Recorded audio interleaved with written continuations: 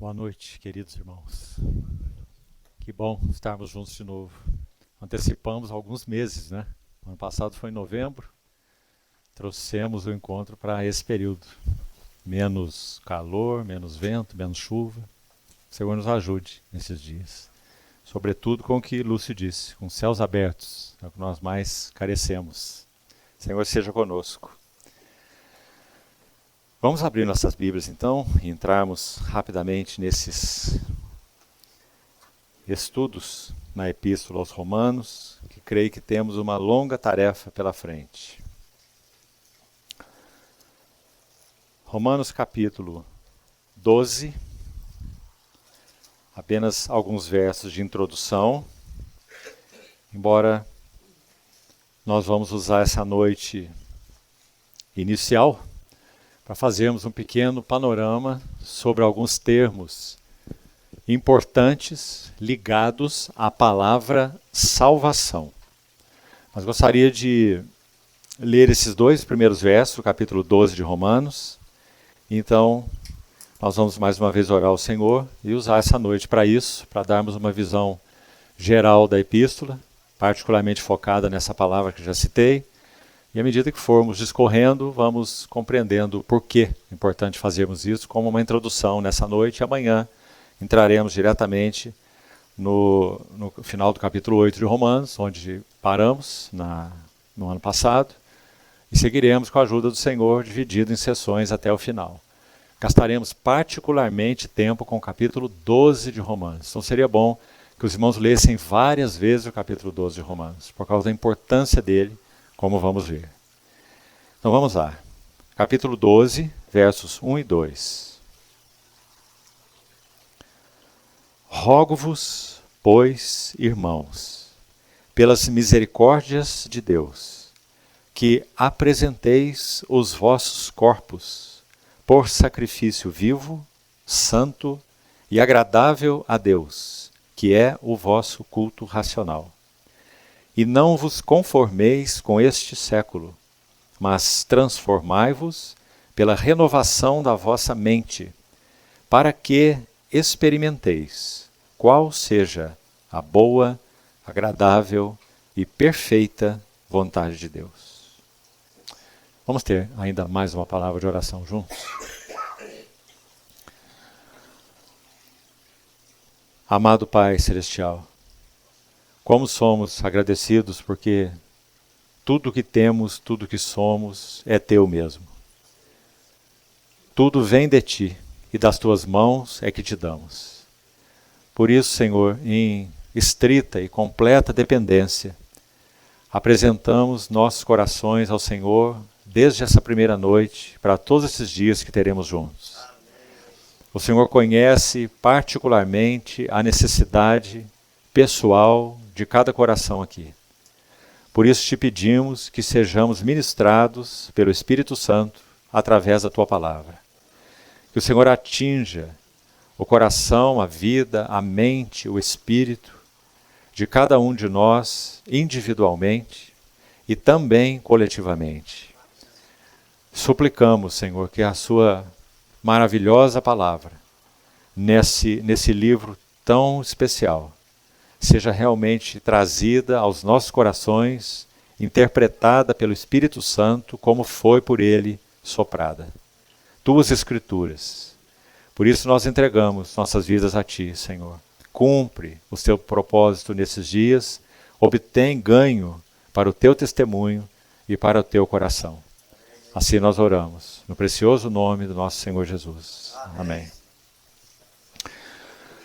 Amados irmãos, já comentamos que o tema dessa linda epístola é o Evangelho de Deus.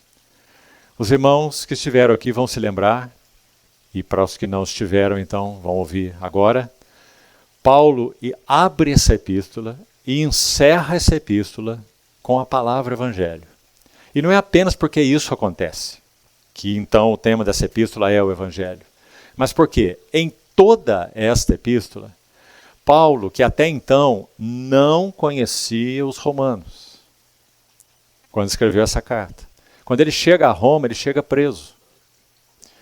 aquela primeira prisão domiciliar. E mais tarde, na masmorra romana, de onde ele foi retirado para ser decapitado durante o império de Nero. Então, quando ele escreve essa carta aos Romanos, no capítulo 1, ele diz que desejava muito ir ter com eles e repartir algum dom espiritual para que sejais, ele escreve assim, confortados. Então esse é o coração desse homem de Deus, Paulo. Aquele que diz que recebeu o evangelho não de homem algum. O que Paulo, no caso ainda era Saulo, experimentou na estrada de Damasco, não foi uma visão. Como sabemos? Como sabemos? 1 Coríntios, capítulo 15. Ele vai dizer, o Senhor então ressuscitou, apareceu a Cefas, apareceu a Tiago, apareceu aos 12, apareceu de uma só vez a 500 irmãos, 1 Coríntios 15. E depois apareceu a mim. Ele diz, não tive uma visão. Assim como ele apareceu a Cefas pessoalmente, a Tiago pessoalmente, a 500 irmãos pessoalmente, a mim também. Ele me encontrou pessoalmente na estrada de Damasco. Sabe o que significa isso? Significa que o Cristo, ascenso, entronizado, desceu até a estrada de Damasco para encontrar Saulo de Tarso. Ele apareceu a mim. Ele diz como um nascido fora de tempo. Porque ele sabia que essa aparição pessoal do Senhor a ele implicaria a ele um serviço apostólico. Ananias, quando o batizou, falou isso para ele. Eu estou aqui, enviado pelo Senhor, para que você recupere a vista, seja cheio do Espírito Santo, e você vai pregar o meu nome a reis, a autoridades, e você saberá o quanto importa sofrer pelo meu nome. Ele ouviu isso e ele estava ainda cego. Então, quando ele foi batizado, as escamas caíram dos seus olhos. Onde isso aconteceu? Damasco. Então, muito importante, meus irmãos. Nós não estamos lendo, nem naturalmente falando, nós não estamos lendo um texto qualquer. Nós estamos lendo um texto deste homem, Paulo. O evangelho que eu prego não recebi de homem nenhum. Então, há 4 escritos no Novo Testamento que são como 4 pés de uma mesa. Para que ela seja mantida bem estável. Você sabe que uma mesa de 3 pés não é estável, né? Se você levanta ali apoiando o cotovelo, a mesa é perigosa. Mas a mesa de 4 pés, ela é bem estável. Então, no Novo Testamento, nós temos 27 livros, todos importantes, claro, são palavra de Deus, não há nada para ser excluído nos 66 livros deste livro, não é? Mas entre os 27 livros do Novo Testamento, há 4 que são as 4 patas de uma mesa. Fundamentais para que nós sejamos bem sólidos naquilo que concerne a exposição e a revelação da mente, do coração e do propósito de Deus na sua palavra. Quais são? São os que nós temos estudado. Romanos, está aqui o primeiro, que fala sobre a glória do Evangelho. Depois nós temos Efésios, que nós já estudamos, que fala sobre a glória da igreja, em particular. Depois nós temos Colossenses, que ainda não estudamos, se o Senhor permitir, será tema para o próximo ano, que fala sobre a glória de Cristo. E depois nós temos Hebreus, que nós já estudamos, inclusive em 2 períodos, durante 2 anos, que fala sobre a glória da carreira cristã. E a glória do apóstolo e sumo sacerdote da nossa confissão, o Senhor Jesus. Então veja, a glória do Evangelho, Romanos, glória da igreja, Efésios, glória de Cristo, Colossenses, glória da jornada cristã, ou a glória do ministério sumo sacerdotal celestial de Cristo. Coloquemos as 2 coisas juntas, em Hebreus. Então você observa que, reunindo esses 4 livros, nós temos as 4 glórias. Glória do Evangelho, glória de Cristo, glória da igreja, glória da jornada cristã. O que Paulo faz nessa epístola aos Romanos? Como ele nem mesmo havia ainda conhecido esses cristãos romanos, ele só tinha informações sobre ele. Então essa é a carta, note isso, das 13 que ele escreve, entre as gerais e as pastorais, são 13 cartas. Essa é a carta que Paulo escreve com maior tranquilidade, podemos assim dizer. Olha a carta aos Coríntios, por exemplo. Ele que plantou aquela assembleia, cheio de carga por eles, corrigindo vários erros, não é? Veja a carta para os da Galácia. Se alguém pregar a vocês um outro evangelho que não é o que eu preguei para vocês, mesmo que seja um anjo luminoso que desça do céu e pregue um outro evangelho, reprovem o anjo e fiquem com o que eu estou pregando. Porque quando eu preguei para vocês o evangelho, ele diz, Cristo foi exposto aos vossos olhos como crucificado. Tal era a clareza que Paulo tinha sobre o significado do evangelho.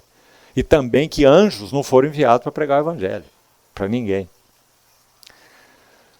Mas quando ele escreve Romanos, ele escreve com tranquilidade. Ele nem conhecia esses santos, como já falamos. Então o que ele faz? Ele, passo a passo, ele vai desenrolando. Pense num pergaminho. Um pergaminho sendo aberto para leitura.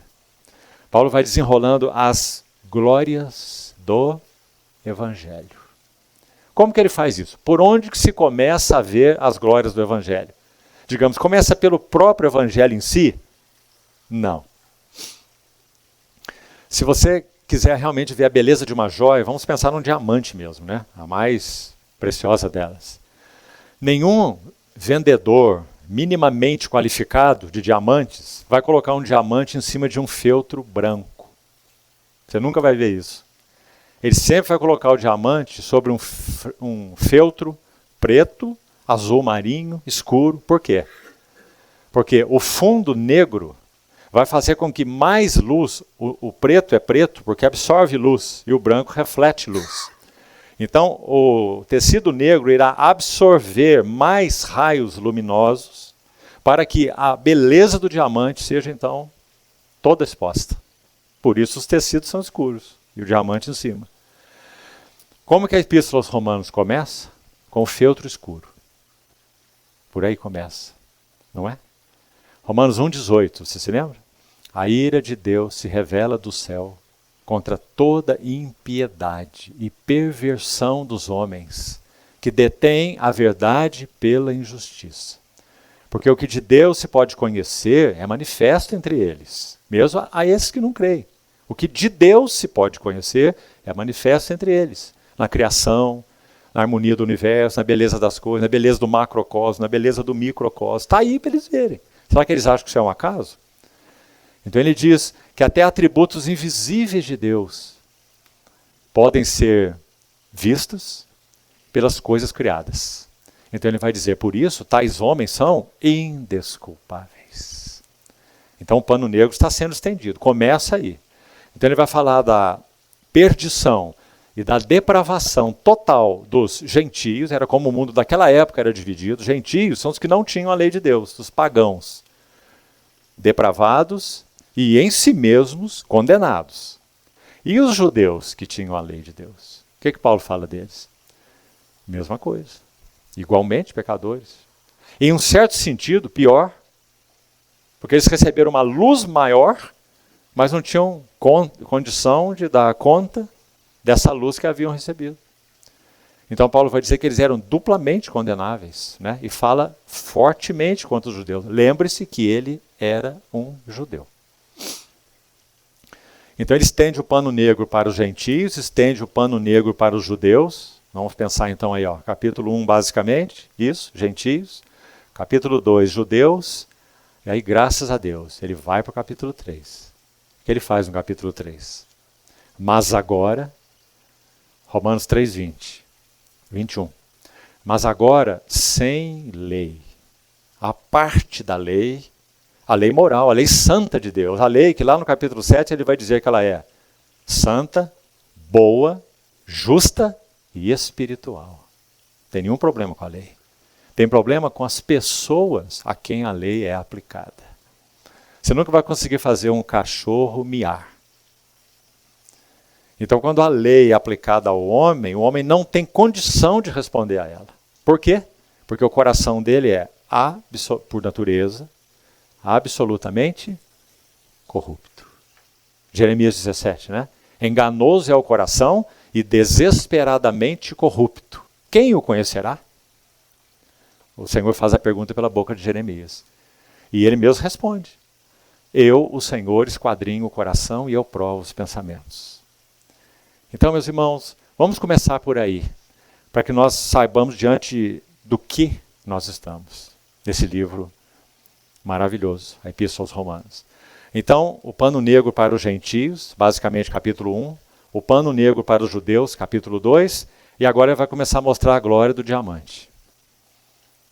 Mas agora, repetindo então, sem lei, porque a lei, embora seja maravilhosa, ela não consegue justificar o homem, porque o homem não consegue cumprir a lei.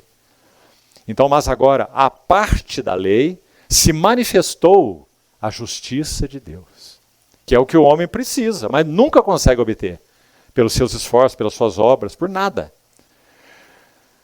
O que é essa justiça de Deus, então, que foi manifestada ao homem à parte da lei? Eu estou citando Romanos 3, de 21 em diante. Uma das pérolas nessa epístola aos Romanos. Mas agora, sem lei, se manifestou a justiça de Deus, testemunhada pela lei e pelos profetas. Sem dúvida, entendo que na mente de Paulo ele tem duas coisas. O Monte da Transfiguração, quando Moisés e Elias se apresentaram ali. Diante da revelação da glória de Cristo, Moisés, Elias, pessoalmente, testemunhando, Lucas vai dizer que eles conversavam com Jesus, Lucas 9, a respeito do êxodo que ele iria cumprir em Jerusalém. 6 meses depois, a cruz, o êxodo, a saída que ele iria cumprir em Jerusalém, a morte do Senhor. Moisés e Elias conversando com o nosso Senhor Jesus, o Verbo encarnado, manifestando sua glória no Monte da Transfiguração, e o assunto deles era a cruz. Porque sem a cruz não há nenhum caminho de justificação para o homem. Mas agora, sem lei, vamos voltar lá em Romanos 3, 21, se manifestou a justiça de Deus, testemunhada pela lei e pelos profetas. Aí ele vai dizer, justiça de Deus mediante a lei, mediante a fé em Jesus Cristo. Para todos e sobre todos os que creem, porque não há distinção. Distinção do que, basicamente? Do que ele já falou nos capítulos anteriores, né? Não há distinção entre gentios pagãos e nem de judeus religiosos. Por quê? Romanos 3, 23, se você abriu aí. Porque todos pecaram e destituídos estão da glória de Deus. Não é um verso tremendo, irmãos? Há uma outra tradução possível para esse verbo aí no grego original. Não apenas estão destituídos, mas eles carecem da glória de Deus. Que bonito reunir as duas coisas, né? Por um lado, o homem está destituído, é claro. Nós não nascemos justificados e nem separados, ou santos, como Paulo chama. Nós nascemos perdidos, corrompidos, não é? Então nascemos destituídos da glória de Deus. Mas não apenas destituídos, nascemos carentes. O que é que o homem mais carece, seja ele quem for, onde ele esteja, de qualquer nação, cor, língua, tribo, não importa. O que é que ele mais carece? Da glória de Deus. O que é a glória de Deus mesmo? Ele é o resplendor da glória. Quem? Nosso Senhor Jesus Cristo. Cristo em vós, a esperança da glória. Então todos os pecados estão destituídos da glória e carecem da glória de Deus. Aí ele vai seguir ainda nesse mesmo texto, maravilhoso. E vai usar palavras ali que eu não vou adiantá-las agora, porque nós vamos a algumas delas que estão aí nesse texto. É o que nós vamos fazer hoje, daqui a pouco. Já voltamos a isso. Vamos chamar de terminologia da salvação. Seguindo Romanos 3, Paulo vai entrar no capítulo 4, só para recordar a mente dos irmãos, do que já compartilhamos, ele vai usar o exemplo máximo do que significa justificação pela fé. Ele vai andar 2000 anos atrás de Jesus Cristo. Ele vai a Abrão, que era um pagão chamado de Ur dos Caldeus, terra da idolatria. Segundo a tradição, a história, havia em torno de 5.000 ídolos adorados em Ur.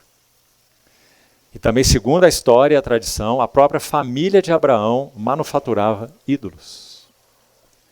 Por isso que Estevão, quando vai dar o testemunho dele, pelo qual ele é apedrejado, em Atos 7, ele diz assim, o Deus da, olha de novo, o Deus da glória apareceu a Abraão, quando ele estava em Ur da Mesopotâmia, e disse, sai da tua terra e da tua parentela para uma terra que eu te mostrarei. Então Abraão está sendo chamado para o quê? O Deus da glória apareceu a Abraão. Porque todos pecaram e carecem da glória de Deus. Esse termo glória é tão importante, irmãos. Transformar, nosso irmão nos lembrou na abertura também, 2 Coríntios 3,18. Contemplando a glória do Senhor, nós somos transformados de glória em glória, na sua própria imagem. Glória, irmãos, é uma outra palavra para Cristo. Glória é Cristo. Ser transformado de glória em glória é ser transformado de etapa em etapa na mesma imagem e caráter do nosso Senhor Jesus. Isso é glória. E é isso que o Espírito Santo está fazendo conosco. Ele tem tratado firme com as nossas vidas, usando tudo, hein? Circunstâncias. Vindo para cá, pouco antes de virmos para cá. Um irmão, não sei exatamente quem é, só para ilustrar aqui, bateu na porta lá do irmão Lúcio procurando com tremenda dificuldade de saúde na família, na esposa. Como o Senhor usa essas coisas com um único propósito. Deus não brinca com seus santos. Quando Paulo diz assim, de Deus não se zomba, o que o homem semear, isso ceifará, é porque o Deus não zomba do homem. Então, nenhum homem pode zombar dele. Porque ele não zomba de homem algum. Esse não é o nosso Deus. Irônico, sarcástico, zombador, que designa sofrimentos porque o homem merece sofrimentos. Qual é a visão que temos do caráter de Deus? Não é? Então ele usa tudo e cada coisa, seja eventos, circunstâncias ou pessoas, para trabalhar um único propósito em nossas vidas, que sejamos transformados de glória em glória. Cada arranjo desse, irmãos, vou usar um trocadilho aqui, cada arranjo desse de Deus provoca um desarranjo nas nossas vidas. Mexe no ninho, desarranja o ninho. Forradinho, gostosinho, esposinha, filhinho, dinheirinho, carrinho, negocinho. Né? Então vem o Senhor e desarranja o ninho. Você está tão bem, só que você está muito mal. Então, transformados de glória em glória. O que ele fez com Jó? O ninho de Jó era imenso, era uma águia realmente, e cheio de filhotes. Não é? Para todo lado que ele olhava, só tinha coisa boa. Então o Senhor vem e arranja um desarranjo no ninho de Jó, e voa pena para tudo quanto é lado. Não é? Até que no final do livro ele vai dizer, eu te temia sim, e como eu te temia. Deus falou que Jó o temia. Não precisa de outro testemunho, Deus deu testemunho. É homem bom, é homem reto, é homem justo, é homem que se desvia do mal. Mas quando ele passa por toda essa experiência, ele diz, eu te conhecia de ouvir falar. Você vê, irmão? Mas agora os meus olhos te veem. E eu me arrependo.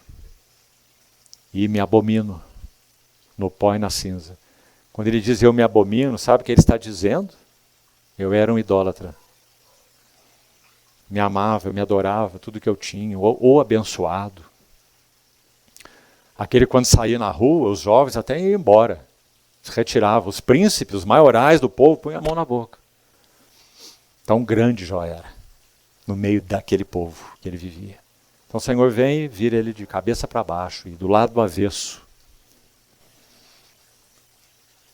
Por quê? O tema do livro de Jó é filiação. Filiação. O Senhor pegou um filho, criancinha, bebezinho, bem cuidadinho, bonitinho, mas imaturo. Uma criança é uma gracinha, né? Eu já vou completar o 6º neto. Imagina quando dá junta, né? 2 alegrias. Uma quando chega em casa, outra quando vai embora. né? Porque é muito bom. O prazer é assim, inigualável. A experiência de avô, aqui deve ter alguns, né? Mas o certo é que é uma bagunça. E que nós nunca desejaríamos que isso permanecesse assim pelo resto da vida. Não. Nosso prazer é exatamente em vê-los começar a falar, engatinhar, andar, falar, brincar, não é? Ter uma cognição maior para começar a compreender as coisas, começar a compreender a palavra, não é? Receber as primeiras instruções do Senhor, isso é maravilhoso. Imagina se ficasse com um bebezinho com 20 anos de idade. E quando o Senhor olha para a sua igreja, o que ele vê? Meus irmãos, ele vê muitos bebês de 20, 30 e 40 anos. Com chupetinho ainda. Então o que ele tem que fazer? Desarranjar o ninho. Porque não tem outra maneira. Então, o que nós vemos para abrir esse encontro? Para que experimenteis qual seja a boa, agradável e perfeita vontade de Deus. Todas as coisas cooperam para o bem daqueles que amam a Deus e que são chamados segundo o seu propósito. Não é? Então, graças ao Senhor. Então, Paulo vai lá atrás, aí que nós abrimos parêntese aí, e conta a história de Abraão. Isso é Romanos 4. Então, diz que lá não havia nem lei. Não tinha Moisés, não tinha lei, não tinha nada. Vamos lembrar disso. Abraão viveu 500 anos antes de Moisés. Então, Abraão foi justificado pela lei? Não tinha lei. Abraão foi justificado pela fé. Abraão creu quando o Senhor falou com ele. E isso lhe foi imputado para a justiça. Precioso, meus irmãos. Por isso que é dito que Abraão é pai de todos nós. Pai dos que creem. Não é? Então, pelo capítulo 5, lembra que nós fizemos isso? Romanos 5 e 6, Romanos 7 e 8. Quem se lembra? Romanos 5, em Adão. Romanos 6, em Cristo. Romanos 7, na carne. Romanos 8, no Espírito. Aqueles dois contrastes muito importantes nessa epístola. Nós não estamos perdendo tempo nessa noite, não. Nós estamos relembrando do mais importante que foi dito aqui. Antes, todos nós estávamos em um tronco de árvore, porque todos somos descendentes naturais dele. Quem? Adão. Agora, um Adão inocente, perfeito, ou um Adão caído? Um Adão caído.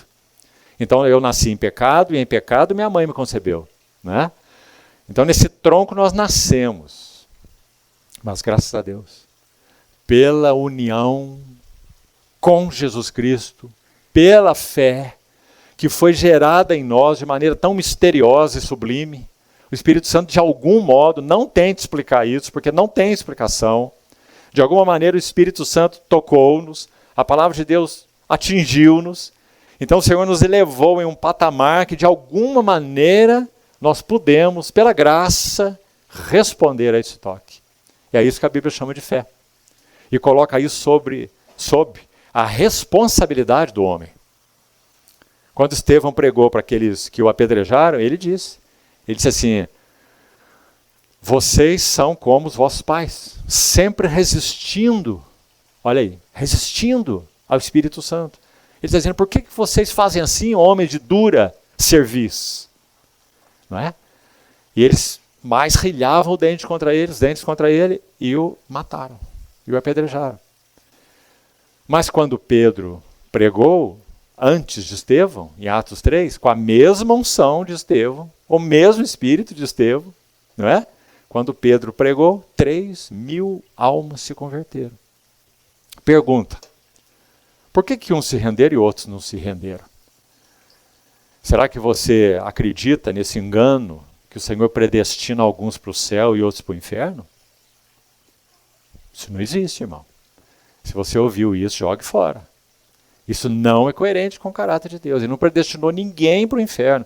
Nem Lúcifer, como o anjo de luz que foi criado, ele foi predestinado para ser o diabo. Ele se tornou o diabo. Pela soberba do seu próprio coração, voluntariamente, obstinadamente, livremente. Ele buscou obter a glória que era do Filho de Deus. Então ele foi julgado por Deus. E assim o homem é responsável diante de Deus. O que lemos no capítulo 1 de Romanos? Tais homens são, por isso, indesculpáveis. Não é? Então, graças ao Senhor, quando o Espírito Santo e a palavra nos atingiram, sem que merecêssemos nada, algo foi despertado no nosso coração. E nós tivemos o privilégio, a graça, não tem outra palavra, pela graça sois salvos, mediante a fé. Isso não vem de vós, é dom de Deus. Não de obras, para que ninguém se glorie. Então isso aconteceu conosco, por isso nós estamos sentados aqui. Né? Então, ele faz essa combinação. Estávamos em Adão, agora estamos em união com Cristo. Unidos com ele na semelhança da sua morte, que é o batismo. Né? Sua morte é a sua morte. O batismo é a semelhança da sua morte, porque pela fé, quando nós damos esse testemunho, porque cremos no coração, a água do batismo não tem poder nenhum, mas porque nós cremos no coração, então nós estamos testemunhando diante de anjos, demônios e homens, de que nós cremos no nosso Senhor Jesus e estamos unidos com Ele.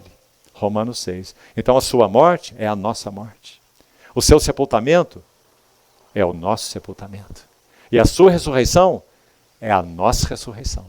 Por isso andamos nós em novidade de vida. Não é? Que maravilha, irmãos, o Evangelho de Paulo. A glória do Evangelho. Então, em Romanos 7, ele vai falar sobre esse na carne. Dizendo que mesmo estando em união com Cristo, se nós não compreendemos o que é andar no Espírito, ou permanecer nele, permanecer em mim, eu permanecerei em vós. Né? Se permanecerdes em mim, as minhas palavras permanecerem em vós, essa é a nossa nova lei. Né? Qual é a nossa nova lei? A palavra do Senhor que permanece no nosso coração. A igreja é lavada pela lavagem de água pela palavra. Não é? A unção que vem do santo nos ensina a respeito de todas as coisas. Permanecei nele, como ela vos ensinou. João vai dizer. Né? Então, se andamos assim, se estamos em Cristo e andamos assim, então estamos andando no Espírito. Mas podemos estar em Cristo, somos dele, mas não compreendemos ainda o que significa permanecer nele. Suas palavras permanecerem em nós. Aprendemos a ler aqui, olha, a discernir os ensinos do Espírito Santo. Olha, preste atenção, cuide com isso. Olha como você olha. Olha como você fala. Olha as motivações do seu coração. Quem que fala isso conosco todo o tempo? Você fica falando isso para você o tempo todo? Você fica fazendo isso? Não. Quem que fala isso para você? O Espírito Santo, sempre. Acende as luzes, né? Lá no nosso interior. É o que João chama de a unção que vem do santo. Ainda fala assim, olha, vocês não têm necessidade que ninguém fique aí do lado de vocês ensinando, faz isso agora, dá esse passo agora, vai por aqui, não vai por lá. Você tem isso? Não tem. Porque a unção nos ensina a respeito de todas as coisas. Né? Que lindo, irmãos. Mas nós podemos não conhecer isso. Então, mesmo estando em Cristo, nós vamos andar segundo a carne. Por isso que Paulo fala aos Gálatas, andai no Espírito e não satisfareis a cobiça da carne. Se isso não fosse uma verdade, por que falar desse jeito? A outra tolice aí, né, dita, infelizmente, entre muitos cristãos, né, que não existe o chamado cristão carnal. Como não existe? Claro que existe. Paulo diz para os coríntios, eu não vos pude falar como espirituais, porque sois carnais, e andais segundo os homens. Há entre vós ciúmes, contendas, preferências e etc. Então são carnais, mesmo sendo cristãos. Né? Então está aí. Já concluímos a introdução. Romanos 5 e 6, em Adão e em Cristo. Romanos 7 e 8, na carne e no Espírito. Maravilhosos capítulos, né? Gastamos tempo com isso o ano passado. Amanhã, se o Senhor permitir, nós vamos abordar um pouco de Romanos 9 a 11. Não quero gastar muito tempo com isso, mas quero gastar algum tempo, porque ali tem coisas muito preciosas naquele capítulo. Mas nós temos aí uma jornada enorme, né? Então, minha maior carga está no capítulo 12 de Romanos. E também ali no capítulo 14 e 15, que vamos procurar entrar com bastante calma, se o Senhor permitir. Mas nós não vamos saltar Romanos 9 a 11, não. Nós precisamos deles para compreendermos alguma coisa sobre eleição, quem sabe. Compreender alguma coisa sobre predestinação, o que isso significa. Compreender qual é a resposta do homem, o lugar do homem nisso. O homem não tem responsabilidade? Isso Deus elege, Deus predetermina, e então nós somos aqui como marionetes? É assim? Então esses capítulos nos ajudam a ver essas verdades de maneira importante, que tem sido bastante deturpada nos nossos dias. Principalmente essas duas, eleição, predestinação. Então vamos lá. Concluir essa primeira noite introdutória com aquilo que anunciei no princípio. Estou quase certo que não fizemos isso na primeira etapa, o ano passado. Então vamos fazer agora. Nós vamos selecionar 7 termos. Eu gostaria muito que você anotasse aí. 7 termos que compõem a palavra imensa, vamos chamá-la de todo-inclusiva, é um bom termo para ela, que é a palavra salvação. É uma palavra enorme. Se formos assim simplificar, antes de eu entrar nos 7 termos, nós podemos dizer assim: a palavra salvação na Bíblia, particularmente no Novo Testamento, ela é a maior palavra que se refere, a palavra mais ampla, a maior palavra que se refere o que Deus operou em direção do homem, em direção ao homem. Salvação. Mas ela é enorme, essa palavra. Quando nós falamos assim, fui salvo, nós estamos limitando essa palavra, não está errado não, porque eu disse, ela é muito ampla, né? Ela inclui a questão regeneração. Mas quando nós falamos eu fui salvo, nós estamos pensando, de modo geral, exclusivamente na regeneração, ou no novo nascimento. Eu estava no mundo e eu fui salvo. O que eu quero dizer é, eu fui regenerado. Eu nasci de novo. Mas salvação é muito maior do que regeneração, para citar um exemplo. Então vamos ver o que essa grande palavra inclui. E os irmãos vão ver que esses termos estão todos em Romanos. Porque Romanos é o grande livro sobre salvação. Por isso ele é tão importante. Vamos lá, vamos começar. Primeiro termo, então, vamos chamar de terminologia da salvação. Vamos colocar esse título. A primeira palavra, ou a primeira verdade, a primeira ideia embutida nessa questão salvação é redenção. Redenção. Deixe-me ler com você, para você ver. Romanos 3, que nós estávamos citando aqui, vamos lá. Verso 24 de Romanos 3.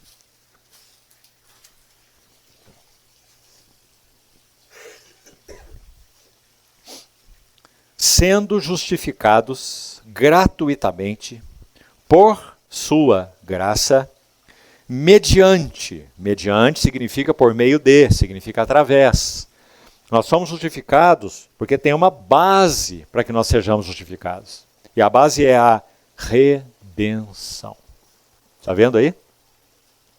Então somos justificados gratuitamente pela graça de Deus, por causa, mediante a redenção que há em Cristo Jesus. Então, primeira palavra que está dentro, certo? Dentro desse termo salvação, redenção. Então nós podemos dizer, quando nós fomos salvos, nós fomos redimidos. E fomos muito mais coisas, que vamos dizer aqui. Nós fomos redimidos. O que significa redenção mesmo? Literalmente a palavra, como a língua original a usa. Ser uma mercadoria, ou naquele caso uma pessoa mesmo, né? Escravo era vendido naquela época, que era comprada no mercado, seja uma mercadoria ou seja uma pessoa. No caso aqui é claro que está se aplicando a pessoas, né? Redenção de almas, de pessoas. Então significa que nós estávamos num mercado de escravos, sem chance nenhuma de nada, sem salário, sem nada, dependentes em todos os sentidos, escravizados, mas então de alguma maneira alguém nos viu, pagou um preço e nos comprou para si. Redenção. Então há uma redenção em Cristo Jesus. Olha, é por causa dessa redenção que nós fomos, olha a palavra anterior, vamos já para ela então como segunda palavra, dentro do termo salvação, justificação. Olha ela aí. Nesse mesmo versículo. Vamos repetir. Sendo justificados gratuitamente, não por lei, não por obras, gratuitamente, pela graça de Deus, por sua graça, mas mediante, por meio da redenção que há em Cristo Jesus. Não está claro? Não haveria justificação nenhuma sem a base da redenção. E o que é redenção mesmo? Um preço foi pago. Muito importante, meus irmãos. Sabe, meus irmãos, há irmãos aqui, talvez como eu, que já tenham mais de 40 anos andando com o Senhor. Por que esses termos nunca, digamos, nos esgotam? Sabe por quê? Porque em si mesmos, inclusive, eles não podem ser esgotados, de tão maravilhosos que eles são. Não é? São sempre frescos para o nosso coração. O que seria de nós nesse mercado de escravos se essa pessoa bendita não pusesse os olhos em nós? E não só pusesse os olhos, cheio de amor, cheio de misericórdia. Parece só dito assim, parece um melodrama, né? Oh, que sujeito sofrido, magrelo, cheio, né? Um ignorante, um inválido. A misericórdia está queimando no meu coração. Né? O que eu posso fazer por ele? É muito mais que isso. Não pode fazer nada, porque aquele sujeito tem um dono. E o dono não vai abrir mão dele. Por nada. Né? Então, esse que colocou os olhos em nós, não apenas nos amou e teve misericórdia, mas ele nos comprou. Como que compra? Como que compra? 1 Pedro capítulo 1. Não foi mediante prata ou ouro que fostes, olha a palavra aí, resgatados. É a mesma palavra, redenção. Resgatados. Do vosso fútil procedimento que os vossos pais vos legaram. Mas pelo precioso, olha o preço. Precioso. Preço. Mas pelo precioso sangue. Como de um cordeiro sem defeito e sem mácula. O sangue de Cristo. Quem é ele mesmo? O Verbo eterno, meus irmãos. Aquele que o Pai tem nele todo o seu prazer. Como homem, que não deve nada para ninguém. O Santo de Deus. Entregou-nos, pagando o preço necessário. Por quê? Porque pecado não é algo físico, em primeiro lugar. Está aqui no físico também, nos membros do nosso corpo. Né? Por isso eles sempre tendem em si mesmos para o lugar errado. Né? Paulo ensina isso em Romanos também. Mas, sobretudo, o pecado é uma entidade espiritual. Então, quando o Senhor Jesus, o Verbo de Deus, o Cordeiro de Deus, vai à cruz, 2 Coríntios 5, 21, vai dizer assim, aquele que não conheceu o pecado, Deus o fez pecado por nós, para que nele, em união com ele, como? Pela fé, nós fôssemos feitos justiça de Deus. Você compreende isso, irmão? Não, não é? Eu também não. Mas sabe qual é o fato? É que essa entidade espiritual chamada pecado, que é uma entidade moral, espiritual, pecado, ele é personalizado em Romanos. Por isso que diz assim, o pecado não terá domínio sobre vós. Ele está dizendo que ele é um senhor. Ele é um senhor, ele não é um poder apenas, ele é um senhor. É o Senhor que nos dominava. Pecado, é o nome dele, com P maiúsculo. Então esse pecado, esse Senhor que nos dominava, sabe o que aconteceu na cruz? No Cordeiro, o Cordeiro Santo de Deus, ele assumiu esse pecado que estava sobre a humanidade, sem que o pecado penetrasse nele. Do contrário, ele seria um pecador. Eis o Cordeiro Santo de Deus que tira o pecado do mundo. Para que esse Senhor não seja mais o Senhor dominador de todos aqueles que estão unidos a Cristo pela fé.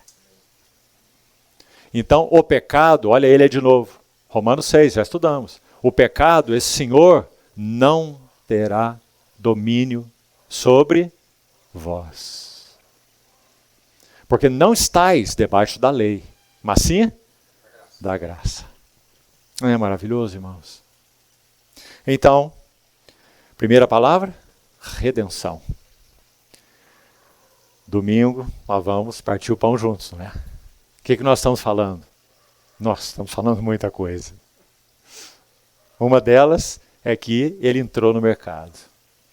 Olhou para nós, sem dúvida, compadeceu-se e pagou o preço para que nós fôssemos redimidos, comprados, redenção.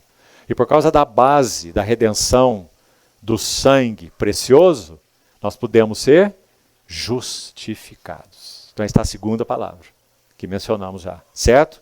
Vamos para a terceira. Salvação também implica em identificação.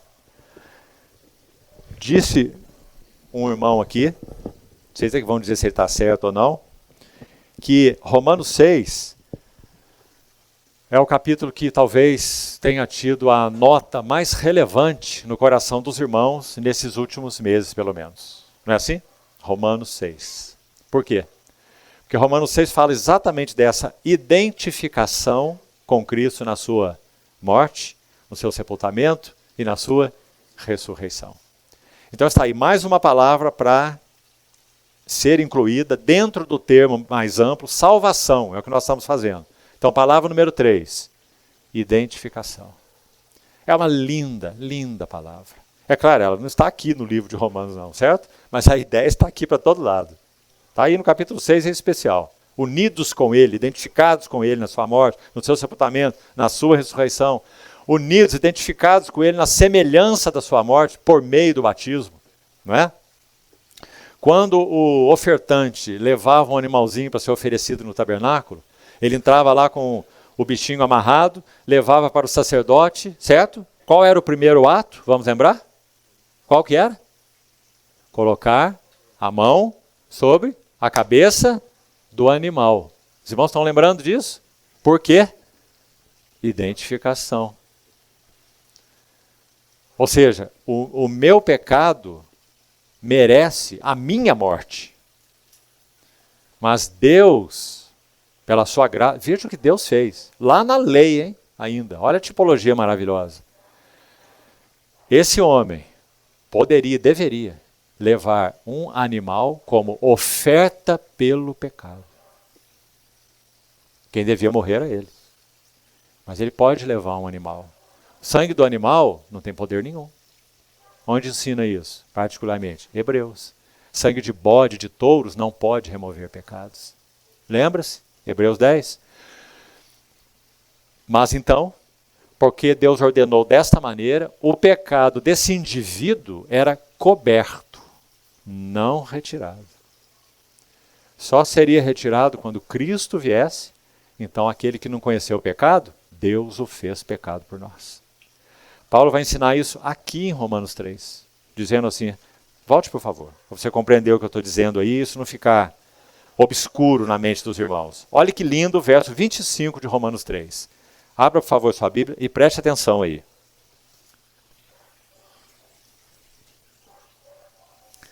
O 24 disse que somos justificados gratuitamente pela graça mediante a redenção que há em Cristo Jesus, já explicamos isso. Agora olhe. A quem Deus propôs, a palavra propôs aqui significa manifestou. A quem Deus, Cristo então, Cristo a quem Deus manifestou no seu sangue, no sangue de Cristo, como uma propiciação, depois já vamos falar dessa palavra aqui, mediante a fé, olha agora com atenção, para manifestar a sua justiça. Como que Deus manifestou que ele é justo mesmo, de verdade? Que ele não pode olhar, ter misericórdia, ter amor e perdoar o pecado, ele não pode fazer isso. Por quê? Porque Deus é moral, é santo. Já falei, tenho certeza, mais de uma vez para os irmãos, imagine um juiz de direito dessa cidade dizer assim, hoje eu acordei com um humor especial. Nunca dormi uma noite tão maravilhosa como essa. Então o primeiro bandido que chega diante dele para dar um veredito, né, a sua condenação, ele vai dizer, sabe uma coisa? Eu estou bem demais hoje. Então está resolvido, você está perdoado. Ele não pode fazer isso. Não é isso? E Deus, pode? Claro que não. há algo que ofendeu a justiça e a santidade de Deus. Como que isso vai ser resolvido? E isso que ofendeu a justiça e a santidade de Deus está no homem. Como que o homem vai resolver isso? O homem não consegue. Como que Deus vai resolver isso? Deus também não consegue. Só uma maneira. Se o Santo de Deus, o Filho de Deus, o Verbo de Deus, ele então se faça carne, se faça homem. E como homem, ele pague a dívida de todo homem. E foi o que ele fez. Deus meu, por que me abandonaste? Irmãos, isso é tão lindo e tão sério. E tão maravilhoso. Bom, Deus, assim, na cruz, como já explicamos, ele manifesta a sua justiça. Ele não libera o homem do seu pecado, ele julga o pecado na pessoa do Redentor. Para que ele possa perdoar o Redentor. Porque o pecado está pago na pessoa do Filho. Agora, particularmente o que nos interessa aqui é o final do versículo. Olhe para ele, por favor. Por ter Deus, na sua tolerância, deixado impunes os pecados anteriormente cometidos. Está claríssimo, né? Todos aqueles pecados cometidos durante a dispensação da lei, quando nosso Senhor Jesus, o Redentor, não tinha se revelado ainda. Eles foram como que? Cobertos. Como? Pelo quê? Pelo sangue do sacrifício. Uma vez por ano, sumo sacerdote, figura de Cristo, você sabe, ele entrava lá no Santo dos Santos, no dia da expiação, e oferecia uma oferta pelo pecado. Por si, Levítico 16, por si e por todo o povo. Então, digamos, todo ano, mais um animal, mais um sangue, para tipologicamente cobrir o pecado do povo, mas não retirar o pecado do povo. Mas então João Batista vai dizer, eis o Cordeiro de Deus. Não que cobre, mas que tira o pecado do mundo. Graças ao Senhor. Tira o pecado do mundo. Bendito seja o Senhor. Porque até então, o que aconteceu? Vamos de novo? Deus deixou na sua tolerância impunes os pecados anteriormente cometidos. Na época da lei, antes da revelação de Cristo. Não é isso? Então, nós estamos aí na palavra, por enquanto, né? Na ideia, identificação. Tá certo? Terceiro termo para salvação. Vamos lá. Adiantar um pouquinho mais. Quarta palavra. Regeneração. Então, olha para essas quatro por enquanto, quando nós falamos assim.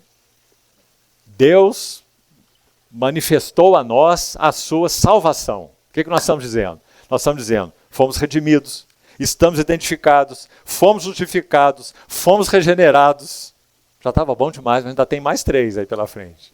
Né? Então, onde que está regenerados? Olha o capítulo 6, versículo 4. Fomos, pois, sepultados com ele na morte pelo batismo, para que, como Cristo foi ressuscitado dentre os mortos pela glória do Pai, também andemos nós em novidade de vida. Regeneração. Pedro, na primeira epístola, 1 Pedro, capítulo 1, verso 21, ele vai dizer assim, fostes regenerados mediante a palavra de Deus, que vive e é permanente. Regenerados. Então está aí, regeneração. Quinta palavra, reconciliação. Você está vendo que cada uma fala de uma coisa? Elas vão se completando, né? Mas uma não é igual à outra. São esferas diferentes aí, né? Abordagens distintas. Reconciliados. Romanos 5, 11. Vamos ler o 10 também. Porque se nós, quando inimigos, fomos reconciliados com Deus. Como? Mediante a morte do seu Filho. Não teria outra maneira, irmãos. Não é questão de misericórdia, não é questão de amor, é questão de salário pago. Justificação. Justiça de Deus se manifestou. Então, reconciliados mediante a morte do seu Filho, muito mais estando já reconciliados, seremos salvos pela sua vida. E não isto apenas, mas também nos gloriamos em Deus por nosso Senhor Jesus Cristo, por intermédio de quem acabamos agora de receber a reconciliação. Então está aí outro termo muito, muito precioso. Antes de conhecermos a Deus, quando nós pensávamos em Deus, meus irmãos, só vinha problema para nós. Só problema. Estou em dívida, consciência culpada. Não é? Um ser sublime que não posso acessar. Ele é tão alto, é tão distante de mim, do que eu sou, dessa minha miséria, dessa minha perdição. Não é? Era aí que nós estávamos. Isso aí é o resumo dessa palavra, inimigos. Nós nunca vimos a ele como amigo. Nós vimos ele como juiz, delegado, quem sabe, né? Punidor, cruel, distante, alheio. Inimigos, fomos reconciliados, graças ao Senhor. Já não vos chamo servos, mas vos tenho chamado amigos. Porque tudo que eu recebi do meu Pai, eu vos tenho anunciado. Reconciliados. Quinta palavra. A sexta agora, então. Olha o capítulo 6, verso 19. 6:19.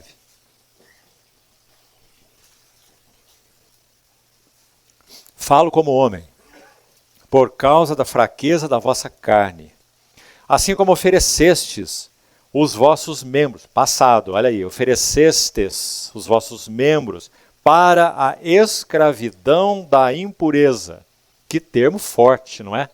Por um lado é impureza, por outro lado é uma escravidão da impureza. Quer dizer, não podemos fazer nada contra ela. Não podíamos, não é? Nos puxava, nos amarrava, nos atraía, não tinha jeito. Não é? Escravidão da impureza. Que termo forte para nós, irmãos. E da maldade para a maldade. Nossos membros, oferecidos da maldade para a maldade. Assim, oferecei. Olhe, agora, os vossos membros. Esse é o tema de Romanos 12, que vamos começar a estudar logo aí. Oferecei agora os vossos membros para servirem à justiça, para a santificação. Então, é um conceito muito maravilhoso nas Escrituras, muito grande. Vou buscar colocá-lo, resumi-lo em 2 colunas, para tentar nos ajudar. Olha como esse termo é usado na Bíblia. Primeiro, num aspecto objetivo, assim, olha. Nós fomos santificados em Cristo Jesus antes de nascermos. Aquele que me separou, Paulo falando aos Gálatas, aquele que me separou antes de eu nascer.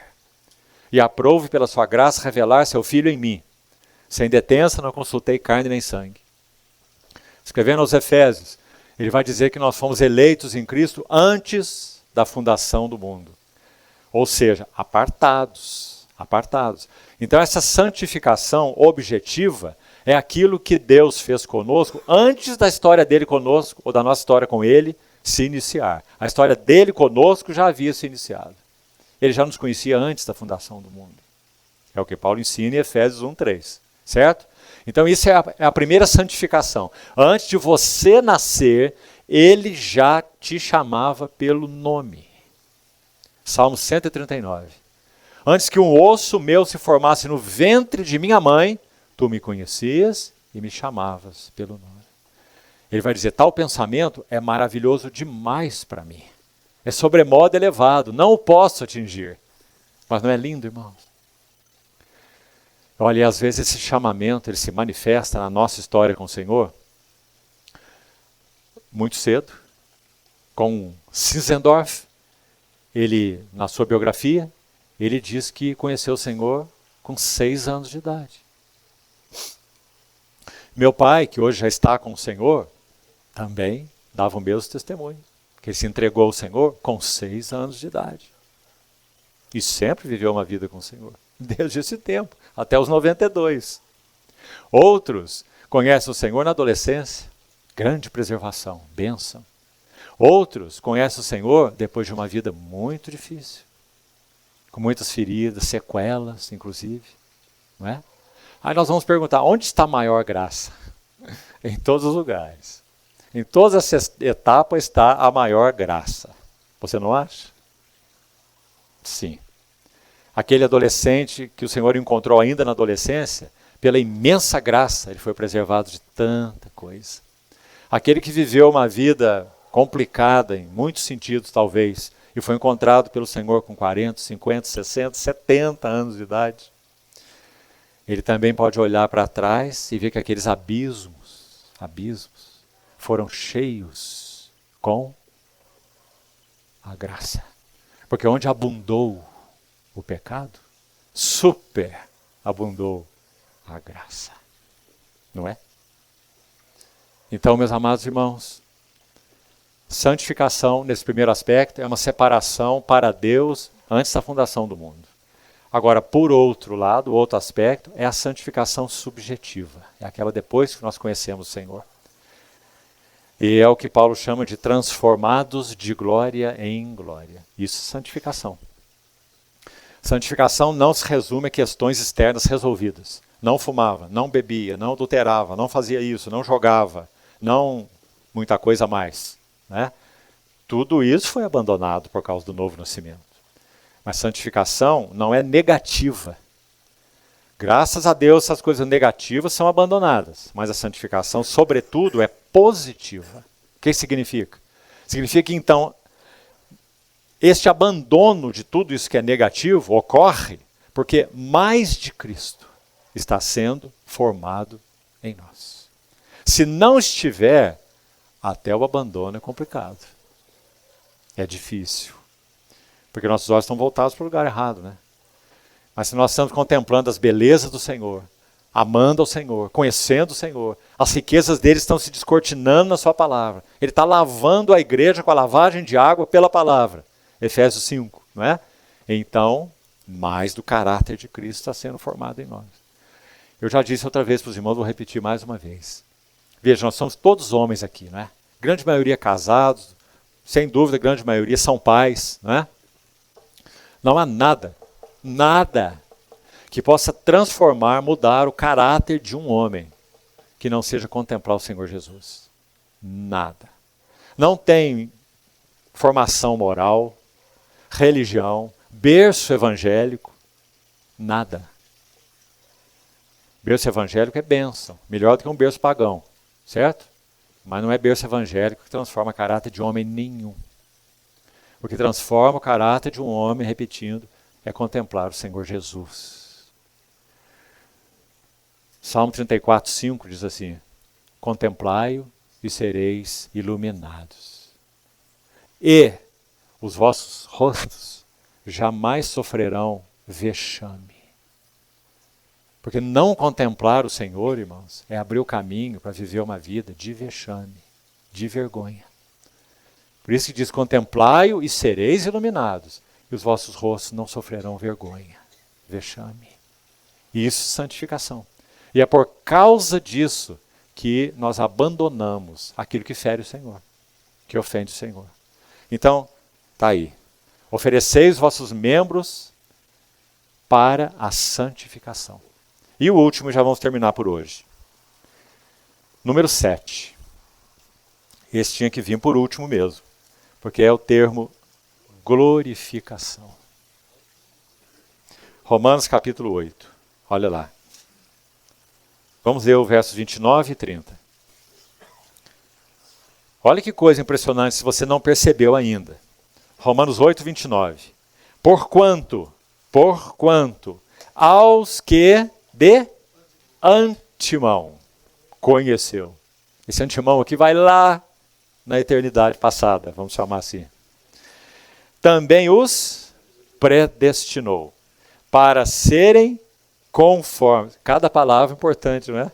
Conformes ou conformados à imagem do seu Filho, ou seja, o caráter de Cristo formado em nós, a fim de que ele seja o primogênito entre muitos irmãos. E olha aqui agora. E aos que predestinou, lá atrás, então vamos chamar de na eternidade passada, a esses também chamou. Primeiro chamou. Depois, os que chamou, a esses também justificou. Não é impressionante os verbos estarem no passado? É aí que eu queria te chamar a atenção, para isso, se você não percebeu. E aos que justificou, a esse também? Olha, de antemão conhecer, chamar e justificar, estaria muito bem que nós compreendêssemos isso, né? Como eventos passados, porque foi tudo passado mesmo. Ele escolheu nessa eternidade passada, ele chamou, já nos chamou, já fomos chamados. Chamou no passado, já fomos justificados, também justificou no passado, mas e o glorificou? Glorificou ainda está no futuro, certo? Mas, em Jesus Cristo, nós já estamos glorificados. E nada poderá fazer com que isso seja revertido. Nada. Ninguém. Por isso, irmãos, que o maior privilégio que nós temos na nossa jornada com o Senhor é nós experimentarmos a realidade de 2 Coríntios 3,18. Senhor, é porque em Ti eu já fui glorificado, assim como já fui chamado e já fui justificado, está aí no verso, também já fui glorificado. Então, meu maior privilégio agora é conhecer-te de glória em glória, para ser transformado na tua imagem. Porque vem o dia em que eu vou abandonar, pela intervenção tua, Senhor, na tua gloriosa vinda, eu vou abandonar esse tabernáculozinho. E o mortal será revestido de imortalidade, e o corruptível de incorruptibilidade. Filipenses 3,20. A nossa pátria está nos céus, de onde também aguardamos o Salvador, Jesus Cristo, o Senhor. Olha essas palavras de Paulo. O qual transformará o nosso corpo de humilhação. A gente cuida bem dele, irmãos, e não tem nada de errado. Não tem nada de errado cuidar dele. Porque ele hoje, ainda sendo essa coisa sujeita à corrupção, ele é templo do Espírito Santo. Então somos não só orientados, mas ordenados a cuidar bem dele. Dormir bem, comer adequadamente, não cultivar vícios em espécie nenhuma. Cuidar desse santuário, para que ele sirva ao Senhor até o tempo determinado por Deus. É isso que temos dever de fazer, certo? Mas ainda assim ele é só um tabernáculo terreno, pequeno, limitado em si mesmo. Dia a dia ele dá um passo mais em direção à falência. Para todos nós. Mas, irmão, será que dá para imaginar essa cena? O nosso Senhor deixando o seu trono. Vou expor para você aqui como eu creio. Tenho toda a liberdade de ter a sua opinião. Não precisa nem discutir comigo depois, por favor. Me exima disso. O Senhor deixar o seu trono, vir até os ares, invisível ao mundo. Ao mundo. Então ele nos chamar para o encontro com ele nos ares.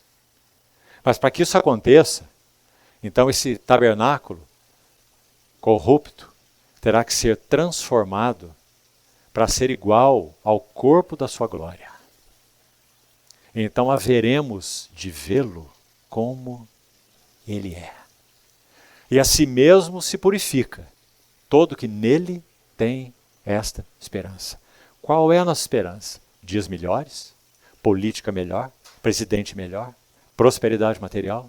Mais saúde? Hein? Ter filhos, neto, bisneto, tataraneto? Qual é a nossa esperança? Que o glorioso Salvador, entronizado, se levante do trono, desça aos ares e chame os seus fiéis para ele.